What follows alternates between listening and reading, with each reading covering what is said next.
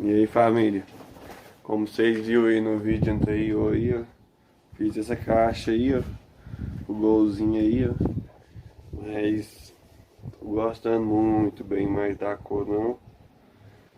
Aí decidi de comprar um couvinho ali,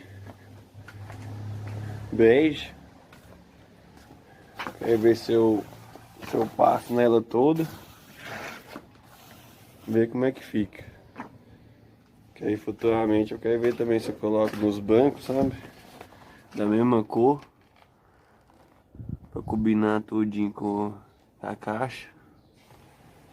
Colocar nos forros de porta também. Vou ir vendo aí, não sei se o forro de porta dá pra colocar ele ou se não pinto. Acho melhor pintar, né? E no painel também. Painel alguns detalhes, né?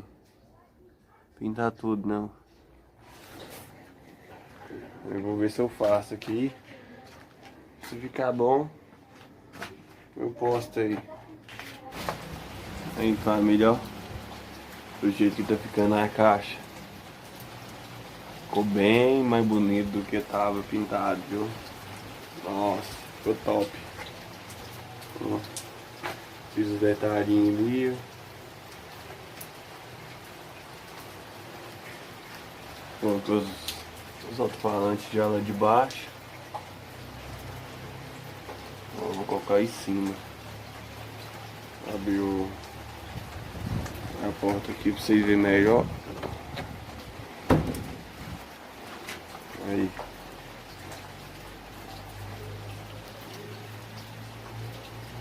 Tá ficando show de bola. Pensa, não tem que dar trabalho. A gente que não sabe, né? Mas é de jeito. É vivendo e aprendendo.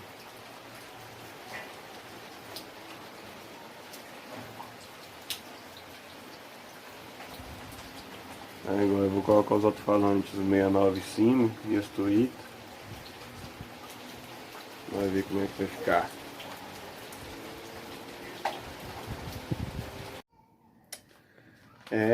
Projetinho finalizado com sucesso. Ficou bacana, velho. Ficou bonito. Aí, olha o destaque que deu. Você tá doido. Comenta aí, família, o que vocês achou.